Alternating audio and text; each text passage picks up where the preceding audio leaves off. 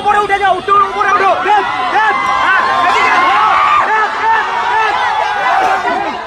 SIR যদি লাগু হওয়ার কথা তাহলে 1 বছর আগে শুরু হয়নি কেন? কারণ সবাই জানে বাংলায় নির্বাচন 2026-এই হবে। এপ্রিল মে মাসে ফেজগুলো শুরু হয়ে যাবে, 5টা 6টা 7টা যতগুলো ফেজ হবে না কেন, সেটা তো আমরা জানি। জুন থেকে মেয়ের মধ্যে আমাদেরকে রেজাল্ট ডিক্লেয়ার করতে হবে। এসআইআর যদি শুরু করারই কথা ছিল তাহলে 1 বছর আগে থেকে শুরু হলো না কেন? এটা আমার প্রথম প্রশ্ন নাগরিক হিসাবে। সাংসদ দূরের কথা, আমি টিএমসির সাংসদ বা আমি একজন রাজনীতিবিদ, সেটা দূরের কথা। আমি বিজেপি থাকি বা টিএমসি থাকি বা সিপিএম থাকি বা কংগ্রেস থাকি, সেটার থেকে ঊর্ধ্বে।